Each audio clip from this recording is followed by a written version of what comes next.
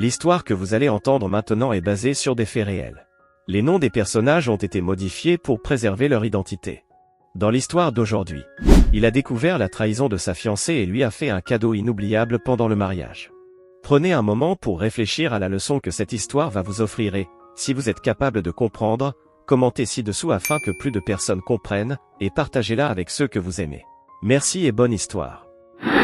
Le soleil se couchait sur Paris, baignant la majestueuse cathédrale Notre-Dame d'une lueur dorée. À l'intérieur, les bougies scintillaient, illuminant les visages des 300 invités qui attendaient avec impatience le début de la cérémonie. L'air était chargé d'un mélange enivrant de parfums floraux et dansants, créant une atmosphère à la fois sacrée et romantique. Amélie Leblanc, la mariée, se tenait nerveusement dans une petite pièce à l'arrière de la cathédrale. Ses doigts tremblants ajustaient son voile de dentelle pour la énième fois. « Tu es magnifique, ma chérie », murmura sa mère, Élise, les yeux brillants de larmes. « Théo va être ébloui. » Amélie força un sourire, mais son cœur battait la chamade. Elle pensa à Théo Moreau, son futur mari, qui l'attendait à l'hôtel. Son esprit vagabonda vers un autre visage, celui de Xavier, et elle sentit une vague de culpabilité l'envahir. « Maman », commença-t-elle, hésitante, « et si je faisais une erreur ?» Élise prit le visage de sa fille entre ses mains. « Amélie, l'amour n'est jamais une erreur. Théo t'adore. Vous êtes faits l'un pour l'autre. » Si seulement elle savait, pensa Amélie, sentant le poids de son secret peser lourdement sur sa conscience. Les premières notes de la marche nuptiale résonnèrent, faisant sursauter Amélie. C'était le moment. Dans la nef, Théo se tenait droit, son costume noir impeccable contrastant avec la pâleur de son visage. Ses yeux scrutaient l'allée, attendant l'apparition d'Amélie. Son meilleur ami et témoin, Lucas, lui donna un coup de coude encourageant. « Ça va, mon vieux ?» chuchota Lucas. « Tu as l'air tendu. » Théo hocha la tête, incapable de parler. Si Lucas savait ce qu'il avait découvert, ce qu'il planifiait. Soudain, les portes s'ouvrirent en grand. Amélie apparut, resplendissante dans sa robe de mariée. Un murmure d'admiration parcourut l'assemblée. Elle avançait lentement, chaque pas la rapprochant de Théo, chaque pas l'éloignant de la vérité. Leurs regards se croisèrent. Amélie vit quelque chose d'étrange dans les yeux de Théo, était-ce de la tristesse? De la colère? Mais avant qu'elle ne puisse y réfléchir davantage, elle était à ses côtés. « Tu es magnifique » murmura Théo, mais sa voix manquait de chaleur. Le prêtre commença la cérémonie, sa voix résonnant dans la cathédrale. « Nous sommes réunis ici aujourd'hui pour unir cet homme et cette femme dans les liens sacrés du mariage. » Amélie sentit son cœur se serrer. Elle balaya du regard les invités, cherchant inconsciemment Xavier. Il était là, au fond, son visage une masque d'impassibilité. Leurs yeux se rencontrèrent brièvement, et Amélie sentit une vague de désir et de regret la submerger. La cérémonie se poursuivit, chaque mot du prêtre semblant résonner comme une condamnation aux oreilles d'Amélie. Quand vint le moment d'échanger les vœux, sa voix trembla légèrement. « Moi, Amélie, je te prends, Théo, pour époux. » Elle s'arrêta, sentant la nausée monter. Pouvait-elle vraiment faire ça? Pouvait-elle vraiment mentir devant Dieu et tous ces gens? Théo la regardait intensément, comme s'il attendait qu'elle craque, qu'elle avoue tout. Mais Amélie se reprit, força un sourire, et termina ses vœux. Quand ce fut au tour de Théo, sa voix était ferme, presque froide. « Moi, Théo, je te prends, Amélie, pour épouse. » Il fit une pause, ses yeux plongeant dans ceux d'Amélie. Pour le meilleur et pour le pire, dans la richesse et dans la pauvreté, dans la fidélité et la trahison. Un murmure confus parcourut l'assemblée. Amélie sentit son sang se glacer. Avait-elle bien entendu? Mais Théo continua comme si de rien n'était, terminant ses vœux avec un sourire énigmatique. Le prêtre, légèrement perturbé, poursuivit la cérémonie. Si quelqu'un s'oppose à cette union, qu'il parle maintenant ou se taise à jamais. Un silence pesant s'abattit sur la cathédrale. Amélie retint son souffle, jetant un coup d'œil furtif vers Xavier. Allait-il parler? Allait-il tout révéler? Mais le silence persista, et le prêtre conclut, « Je vous déclare mari et femme. Vous pouvez embrasser la mariée. » Théo se pencha vers Amélie, ses lèvres effleurant à peine les siennes. « Le jeu ne fait que commencer, ma chère, » murmura-t-il avant de se redresser, un sourire triomphant aux lèvres. Amélie sentit un frisson lui parcourir l'échine. Que voulait-il dire? Que savait-il? Alors que les cloches de Notre-Dame sonnaient pour célébrer leur union, Amélie réalisa que ce qui aurait dû être le plus beau jour de sa vie pourrait bien devenir son pire cauchemar. La réception battait son plein dans le somptueux château de Vaux-le-Vicomte, à 1 heure de Paris. Les jardins à la française, illuminés par des milliers de bougies, offraient un spectacle féerique. À l'intérieur, dans la grande salle, les invités dînaient et dansaient, inconscients du drame qui se préparait. Théo Moreau, le marié, observait la scène depuis un coin de la salle, son verre de champagne intact à la main. Son regard froid suivait Amélie qui riait avec ses demoiselles d'honneur, son rire sonnant faux à ses oreilles. Lucas, son témoin, s'approcha de lui. « Théo, mon vieux, c'est le moment de ton discours. Tu es prêt ?» Théo esquissa un sourire énigmatique. « Plus que tu ne le crois, mon ami. » Il se dirigea vers l'estrade, chaque pas mesuré, calculé. Le silence tomba progressivement sur la salle alors qu'il prenait place devant le microphone. « Mes chers amis, ma chère famille, commença-t-il, sa voix forte et claire résonnant dans la salle. Je vous remercie tous d'être venus partager ce jour-ci spécial avec nous. » Ses yeux balayèrent la foule, s'arrêtant brièvement sur Xavier, assis au fond de la salle. Un éclair de compréhension passa entre les deux hommes. « Je tiens particulièrement à remercier ceux qui ont fait un long voyage pour être ici. Votre présence signifie beaucoup pour nous. » Il fit une pause, son regard se posant sur Amélie. « N'est-ce pas, ma chérie ?» Amélie, mal à l'aise, hocha la tête, sentant que quelque chose n'allait pas. « J'aimerais aussi remercier la famille d'Amélie, poursuivit Théo, sa voix prenant un ton légèrement sarcastique.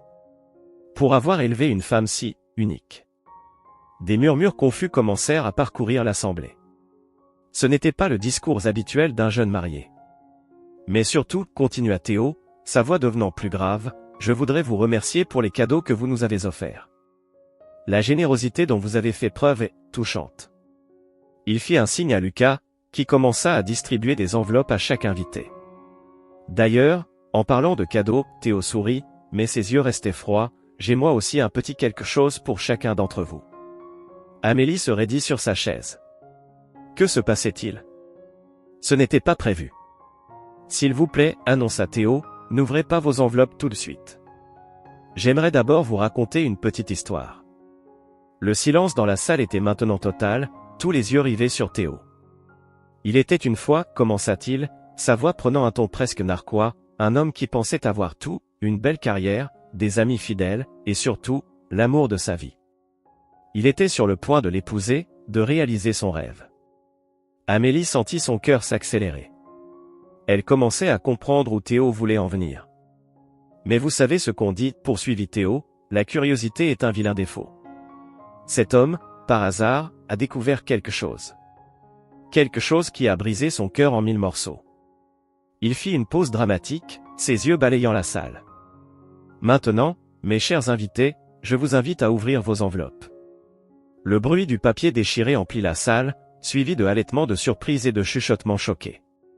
Comme vous pouvez le voir, dit Théo, sa voix maintenant dure comme l'acier, la femme que j'ai épousée aujourd'hui n'est pas exactement celle que je croyais connaître. Amélie, tremblante, se leva. Théo, je peux expliquer.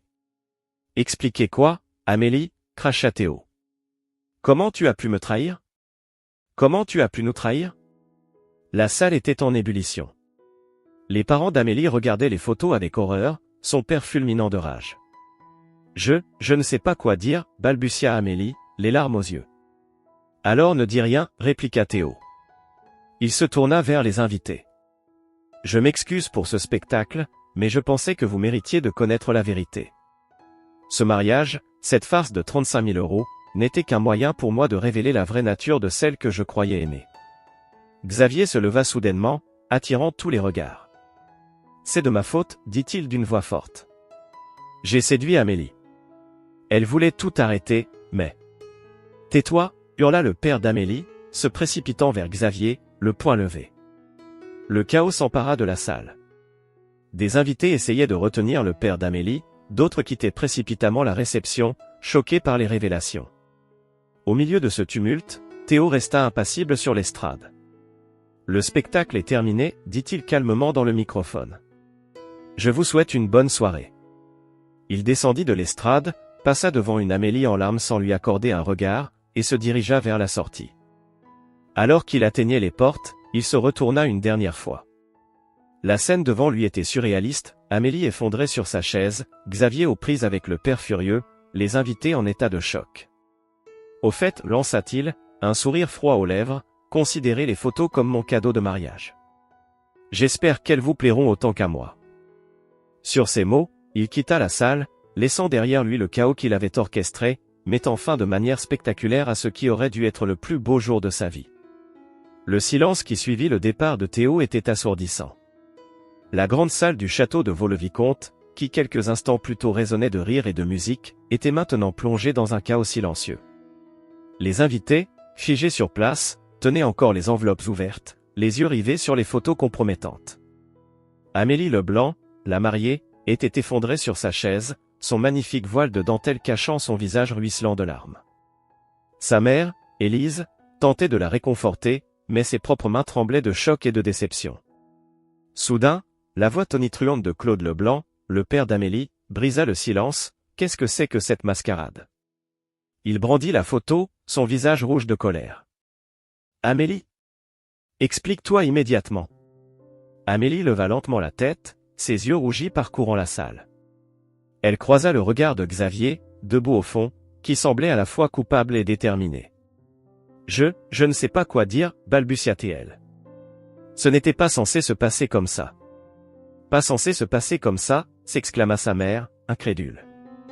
Ma chérie, qu'est-ce qui t'a pris? Xavier fit un pas en avant, attirant l'attention de tous. C'est de ma faute, dit-il d'une voix forte. J'ai séduit Amélie. Elle voulait tout arrêter, mais je l'ai persuadée de continuer. Un murmure d'indignation parcourut l'assemblée. Claude Leblanc se précipita vers Xavier, le poing levé. Espèce de salaud, cria-t-il.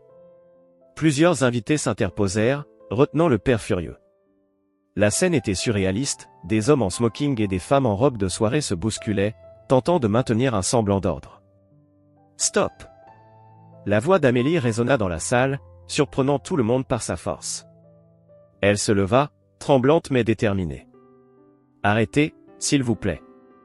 Ce n'est pas la faute de Xavier. C'est la mienne. Un silence choqué s'abattit sur la salle. Amélie prit une profonde inspiration et continua, j'ai trahi Théo. J'ai trahi sa confiance, son amour. J'étais perdue, confuse. Xavier et moi, ça a commencé comme une erreur, mais... Mais quoi? Demanda sa mère, les larmes aux yeux. Comment as-tu pu faire ça à Théo? À nous tous? Amélie secoua la tête, les larmes coulant librement sur ses joues. Je ne sais pas, maman. J'aimais Théo, je l'aime toujours. Mais avec Xavier, c'était différent. Passionné. Interdit. Xavier s'approcha d'Amélie, ignorant les regards meurtriers des invités. Amélie, je suis désolé. Je n'aurais jamais dû laisser les choses aller si loin. Mais je ne peux pas regretter ce que nous avons partagé. Claude Leblanc, libéré de ceux qui le retenaient, s'avança vers le couple. Son visage était un masque de dégoût et de déception.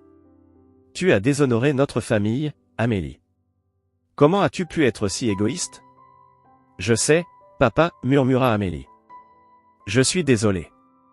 Tellement désolé. Soudain, la meilleure amie d'Amélie, Sophie, se leva. Attendez une minute, dit-elle, les sourcils froncés. Comment Théo a-t-il obtenu ces photos? Qui les a prises? Un silence pesant s'abattit sur la salle alors que tous réalisaient l'implication de cette question. Amélie et Xavier échangèrent un regard choqué. Oh mon Dieu, souffla Amélie. Il nous a espionnés. Depuis combien de temps savait-il? Xavier serra les poings. Ce salaud a tout planifié. Il voulait nous humilier publiquement. Et il a réussi, murmura quelqu'un dans la foule. Élise Leblanc s'approcha de sa fille, son visage un mélange de tristesse et de compassion. Amélie, ma chérie, ce que tu as fait est impardonnable. Mais la façon dont Théo a choisi de se venger, c'est cruel. Claude Leblanc secoua la tête, encore furieux mais visiblement ébranlé. Cruel ou pas, il avait le droit de savoir. De nous faire savoir. Un des invités, un avocat ami de la famille, s'avança. Techniquement, ce que Théo a fait pourrait être considéré comme une violation de la vie privée. Ces photos ont été prises sans consentement. Vous plaisantez, s'exclama la tante d'Amélie. Cette petite traînée trompe son fiancé et vous vous inquiétez de la légalité des photos? La salle explosa en discussions animées, certains défendant Amélie, d'autres la condamnant, d'autres encore critiquant les méthodes de Théo. Au milieu de ce chaos, Amélie resta immobile, son regard fixé sur la porte par laquelle Théo était parti. Elle réalisait maintenant l'ampleur de ce qu'elle avait perdu, de ce qu'elle avait détruit. Xavier posa une main sur son épaule. « Qu'est-ce qu'on va faire maintenant » demanda-t-il doucement. Amélie se tourna vers lui, ses yeux remplis de larmes mais aussi d'une détermination nouvelle. « Je ne sais pas, dit-elle. Mais je sais une chose, ce mariage est terminé. Et pas seulement à cause de Théo. » Elle retira lentement son alliance, la regardant briller une dernière fois avant de la poser sur la table. Puis, sous le regard ébahi des invités, elle prit la main de Xavier et se dirigea vers la sortie. Alors qu'ils atteignaient les portes, Amélie se retourna une dernière fois. La scène devant elle était surréaliste, sa famille en état de choc, les invités divisés entre colère et pitié, le somptueux décor de mariage contrastant cruellement avec la réalité de la situation. « Je suis désolée, dit-elle une dernière fois avant de franchir les portes, laissant derrière elle non seulement la réception ruinée, mais aussi sa vie telle qu'elle la connaissait. Alors que les portes se refermaient derrière le couple, un silence assourdissant s'abattit sur la salle. Le mariage qui devait être le début d'une nouvelle vie heureuse s'était transformé en un désastre public, laissant derrière lui des cœurs brisés, des réputations en lambeaux et des questions sans réponse. Le soleil se levait sur Paris, baignant les rues désertes d'une lueur dorée. Devant l'hôtel particulier des Moreau, une silhouette solitaire attendait, immobile comme une statue. Théo Moreau, encore vêtu de son costume de mariée froissé, les yeux cernés par une nuit blanche, fixait la porte d'entrée. Soudain, le bruit d'un taxi qui s'arrêtait brisa le silence. Amélie en descendit, son visage pâle et tiré contrastant avec l'élégance de sa robe de mariée désormais tachée et froissée. Leurs regards se croisèrent, et le temps sembla s'arrêter. « Théo, murmura Amélie, sa voix à peine audible. « Je... » « Tais-toi, l'interrompit Théo, sa voix tranchante comme une lame. « Tu n'as plus le droit de parler. » Il ouvrit la porte de la maison d'un geste brusque et entra, laissant Amélie le suivre en silence. Dans le grand salon, les cadeaux de mariage étaient encore empilés, une cruelle parodie de la célébration qui aurait dû avoir lieu. Théo se retourna brusquement, ses yeux lançant des éclairs. « Comment as-tu pu » cracha-t-il. « Comment as-tu pu me faire ça? À moi, à nous ?» Amélie, les larmes aux yeux, tenta de s'approcher. « Théo, je suis tellement désolé. Je ne voulais pas te blesser. C'était une erreur, une terrible erreur. » « Une erreur » ricana Théo. « Une erreur, c'est oublier d'éteindre la lumière en sortant. Ce que tu as fait, c'est une trahison. » Il saisit un vase proche et le lança contre le mur, le bruit de verre brisé faisant sursauter Amélie. « J'ai tout donné pour toi, Amélie, hurla-t-il. Mon amour, ma confiance, mon avenir. Et toi, tu as tout jeté aux orties pourquoi? Quelques moments de plaisir avec ce Xavier? Amélie, tremblante, s'effondra sur le canapé. Ce n'était pas que du plaisir, Théo. Je crois que j'étais perdu. J'avais peur de m'engager, de perdre ma liberté. Xavier représentait tout ce que je pensais vouloir, l'aventure, la passion. Théo s'approcha d'elle, menaçant. Et moi, qu'est-ce que je représentais? La sécurité? L'ennui? Non, s'écria Amélie. Tu es l'homme que j'aime. Mais j'ai eu peur, Théo. Peur de ne pas être à la hauteur, peur de te décevoir. Théo éclata d'un rire amer. Eh bien, félicitations. Tu as réussi au-delà de tes espérances. Il se dirigea vers le bar et se servit un verre de whisky, qu'il avala d'un trait. Sais-tu depuis combien de temps je sais, demanda-t-il, sa voix soudain calme et froide. Amélie secoua la tête, incapable de parler. 3 mois, dit Théo. 3 longs mois où j'ai dû jouer la comédie, faire semblant que tout allait bien, planifier ce mariage tout en sachant que c'était un mensonge. Il se retourna, les yeux brillants de larmes contenues. Sais-tu ce que ça fait de regarder la femme qu'on aime mentir jour après jour? De la voir sourire et parler de notre avenir tout en sachant qu'elle en partage un autre avec quelqu'un d'autre? Amélie se leva, tremblante. Théo, Je suis tellement désolé. Si je pouvais revenir en arrière. Mais tu ne peux pas, explosa Théo. Ce qui est fait est fait. Tu as brisé notre couple, notre confiance, notre amour. Soudain, la sonnette de la porte d'entrée retentit. Théo et Amélie se figèrent, surpris par cette interruption. Théo alla ouvrir, pour se retrouver face à Xavier. « Qu'est-ce que tu fais là ?» gronda Théo, ses poings se serrant convulsivement. Xavier, l'air déterminé malgré son visage marqué par la fatigue, répondit « Je suis venu m'expliquer. Vous méritez tous les deux la vérité. » Théo hésita un instant, puis s'écarta pour le laisser entrer. Les trois protagonistes se retrouvèrent dans le salon, formant un triangle de tension palpable. « Parle, ordonna Théo à Xavier. Dis-moi pourquoi tu as cru bon de détruire mon couple, ma vie. » Xavier prit une profonde inspiration. « Je n'ai pas d'excuses, Théo. Ce que nous avons fait, Amélie et moi, était impardonnable. Mais je ne peux pas dire que je le regrette entièrement. » Théo fit un pas menaçant vers lui, mais Xavier leva la main. « Laisse-moi finir. J'aime Amélie. Ce n'était pas prévu, ce n'était pas voulu, mais c'est arrivé. Et je sais qu'elle m'aime aussi, même si elle t'aime également. » Amélie, prise entre les deux hommes, sentait son cœur se déchirer. « Je ne sais plus où j'en suis, » admit-elle, les larmes coulant librement sur ses joues. « Je vous aime tous les deux, de façon différente. Théo, tu es ma sécurité, mon roc. Xavier, tu es ma passion, mon aventure. Comment choisir ?» Théo la regarda, incrédule. « Tu crois vraiment avoir encore le choix ? Tu as fait ton choix il y a longtemps, Amélie. Le jour où tu as décidé de me tromper. » Xavier s'avança. « Théo, je comprends ta colère. Mais ce que tu as fait hier, exposer Amélie comme ça devant tout le monde, c'était cruel et inutile. » « Cruel ?» rugit Théo. « Tu oses parler de cruauté ? Vous m'avez poignardé dans le dos pendant des mois. » La tension dans la pièce était à son comble. Les trois protagonistes se regardaient, chacun blessé, chacun coupable à sa manière. Finalement, Théo prit une profonde inspiration. « Sortez, dit-il d'une voix lasse. Sortez tous les deux de ma maison, de ma vie. » Amélie fit un pas vers lui. « Théo, s'il te plaît. » « Non, l'interrompit-il. C'est fini, Amélie. Nous sommes finis. Va vivre ta passion avec Xavier, si c'est ce que tu veux. Mais ne reviens jamais. » Xavier prit doucement le bras d'Amélie. « Viens, murmura-t-il. Laissons-lui du temps. » Alors qu'ils se dirigeaient vers la porte, Théo les arrêta une dernière fois. « Une dernière chose, dit-il, sa voix chargée d'émotion. Étiez-vous heureux ? Est-ce que ça en valait la peine ?» Amélie et Xavier échangèrent un regard, incapables de répondre.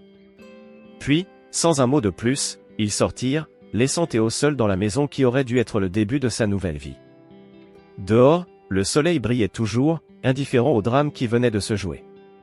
Trois vies avaient été bouleversées, trois cœurs brisés.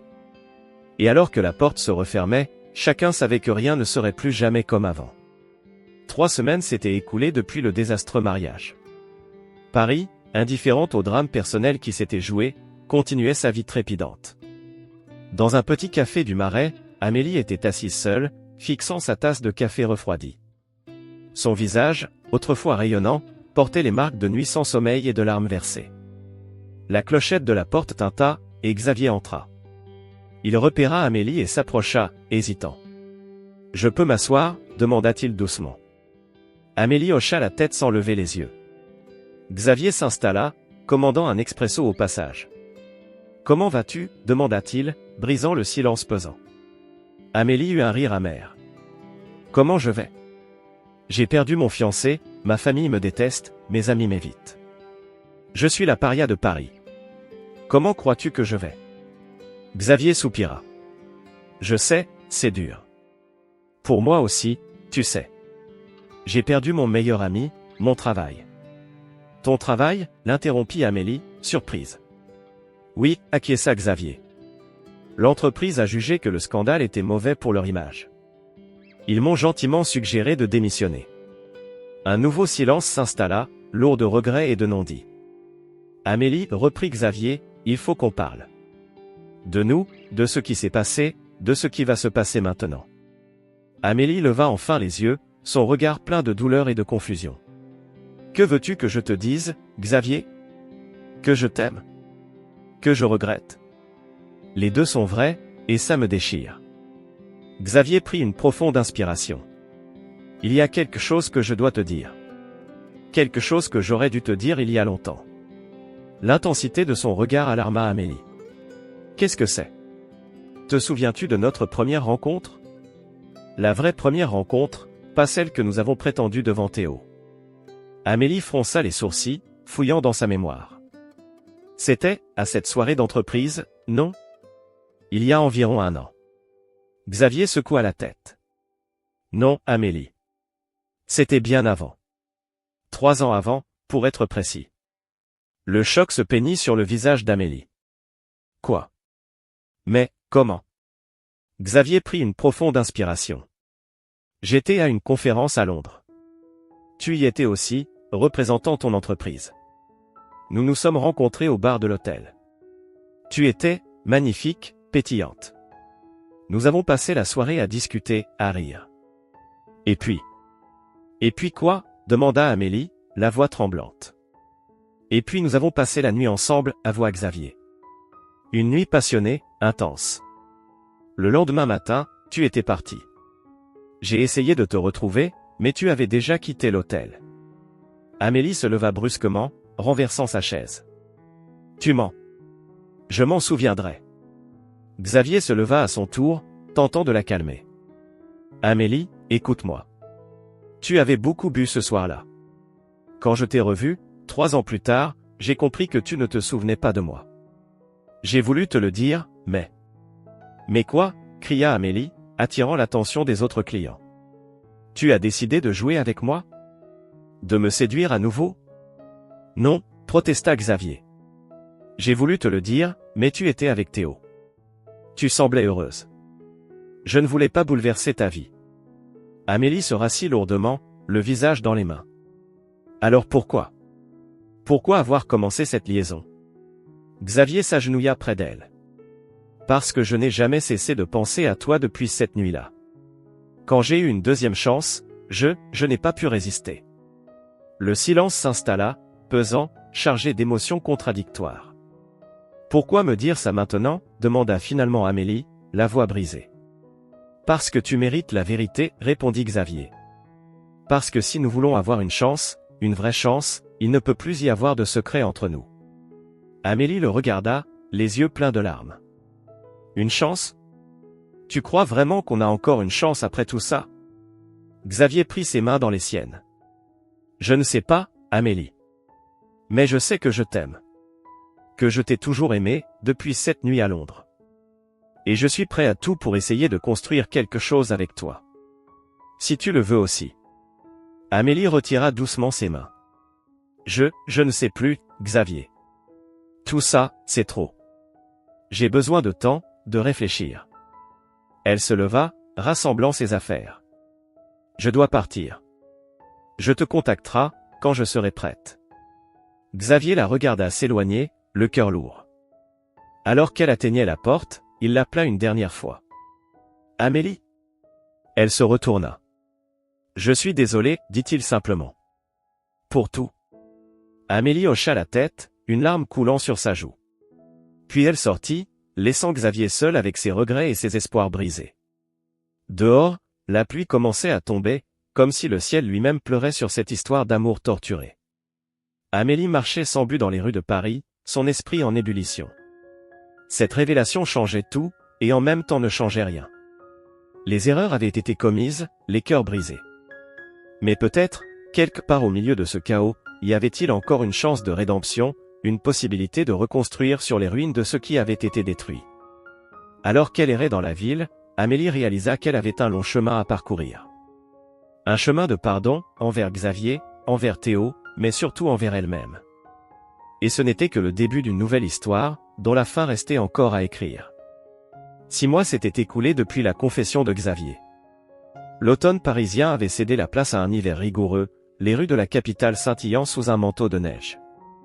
Dans un petit appartement du 11e arrondissement, Amélie terminait de se préparer, son cœur battant la chamade. Elle jeta un dernier coup d'œil à son reflet dans le miroir. Ses cheveux, autrefois longs, étaient maintenant coupés courts, symbolisant le changement radical qu'elle avait entrepris dans sa vie. Ses yeux, bien que toujours marqués par les épreuves passées, brillaient d'une nouvelle détermination. La sonnette retentit, la faisant sursauter. Prenant une profonde inspiration, elle alla ouvrir. Théo se tenait dans l'encadrement de la porte, son visage impassible masquant ses émotions. « Entre » dit simplement Amélie, s'écartant pour le laisser passer. Théo pénétra dans l'appartement, observant les lieux avec curiosité. C'était la première fois qu'il venait ici, dans cette nouvelle vie qu'Amélie s'était construite loin de lui, loin de leur passé commun. « Tu veux un café ?» proposa Amélie, brisant le silence pesant. Théo acquiesça, la suivant dans la petite cuisine. Pendant qu'Amélie préparait les boissons, il prit la parole. « Pourquoi m'as-tu fait venir, Amélie ?» Elle se retourna, 2 tasses fumantes à la main. « Parce qu'il est temps, Théo. Temps de parler, de mettre les choses à plat. De tourner la page, peut-être. » Ils s'installèrent dans le salon, face à face, comme 2 étrangers tentant de renouer un lien depuis longtemps rompu. « J'ai beaucoup réfléchi ces derniers mois, » commença Amélie. « À nous, à mes erreurs, à tout ce qui s'est passé.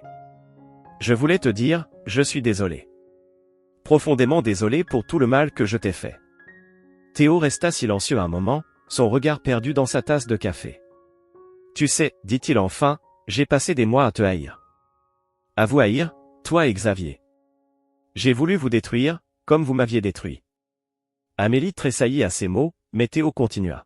« Mais la haine, ça finit par te consumer de l'intérieur. J'ai réalisé que je devais avancer, pour moi-même. »« Et, tu as réussi ?» demanda doucement Amélie. Un léger sourire apparut sur les lèvres de Théo. « Je crois que oui. En fait, c'est aussi pour ça que je voulais te voir aujourd'hui. » Il sortit de sa poche une enveloppe qu'il tendit à Amélie. Intriguée, elle l'ouvrit. Ses yeux s'écarquillèrent en lisant le contenu. « Un faire-part de mariage ?» s'exclama-t-elle, surprise. Théo hocha la tête. « Oui. Je me marie le mois prochain. Avec Claire, une collègue. Nous nous sommes rapprochés ces derniers mois, et, eh bien, la vie continue, n'est-ce pas ?»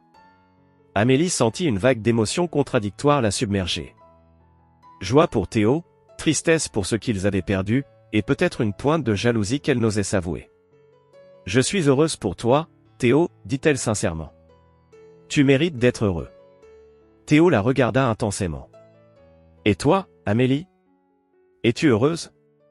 Cette question la prit au dépourvu. Elle prit le temps de réfléchir avant de répondre. « Je suis en paix, je crois. Ces derniers mois m'ont permis de me retrouver, de comprendre qui je suis vraiment et ce que je veux dans la vie. » « Et Xavier ?» demanda Théo, une pointe de tension dans la voix. Amélie soupira. « Xavier fait partie de mon passé, Théo. Après sa confession, j'ai réalisé que notre relation était basée sur des mensonges et des non-dits. J'avais besoin de prendre un nouveau départ, seul. » Un silence s'installa, chargé de tout ce qui n'avait pas été dit, de toutes les possibilités qui n'avaient jamais vu le jour. Soudain, la sonnette retentit à nouveau.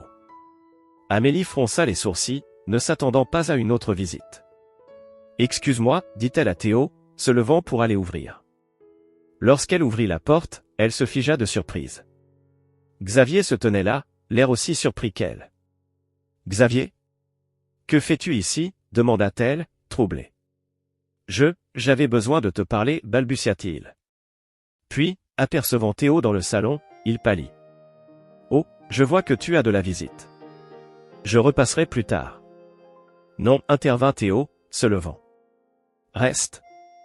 Je pense qu'il est temps que nous ayons tous les 3 une conversation. » Les 3 protagonistes se retrouvèrent ainsi dans le petit salon d'Amélie, formant un triangle de tension et d'émotions refoulées. « Alors, commença Théo, un sourire ironique aux lèvres, qui aurait cru que nous nous retrouverions tous ici, 6 mois après ce désastre. » Xavier, mal à l'aise, prit la parole. « Écoutez, je sais que ma présence ici est compliquée. Mais je devais voir Amélie. J'ai fait une énorme erreur en lui cachant la vérité sur notre première rencontre, et je voulais lui donner une autre chance, » l'interrompit Théo, sarcastique. « Non, » répondit Xavier, surprenant tout le monde. « Je voulais lui dire au revoir. Proprement cette fois. Amélie le regarda, interloquée. Au revoir? Xavier hocha la tête. J'ai accepté un poste à l'étranger. Je pars dans une semaine pour Sydney. C'est une opportunité de recommencer à zéro. Un silence pesant s'abattit sur la pièce. Chacun réalisait que ce moment marquait véritablement la fin d'un chapitre de leur vie. Finalement, contre toute attente, ce fut Théo qui brisa le silence. Eh bien, puisque nous sommes tous là, pourquoi ne pas porter un toast? À la fin d'une histoire et au début de nouvelles. Amélie, les larmes aux yeux mais un léger sourire aux lèvres, alla chercher 3 verres et une bouteille de vin. Ils levèrent leurs verres, 3 personnes brisées par l'amour et la trahison, mais prêtes à aller de l'avant. À l'avenir, dit Amélie. À l'avenir, répétèrent Théo et Xavier en chœur. Alors qu'ils buvaient, Amélie réalisa que parfois, la fin n'était qu'un nouveau commencement. Théo avait trouvé un nouvel amour, Xavier allait commencer une nouvelle vie à l'autre bout du monde, et elle avait enfin trouvé la paix avec elle-même. Dehors, la neige continuait de tomber doucement, effaçant les traces du passé et offrant une page blanche pour écrire de nouvelles histoires. Et tandis que la nuit tombait sur Paris, 3 âmes autrefois liées par l'amour et la douleur se préparaient à emprunter des chemins différents, mais avec la certitude que le meilleur restait à venir.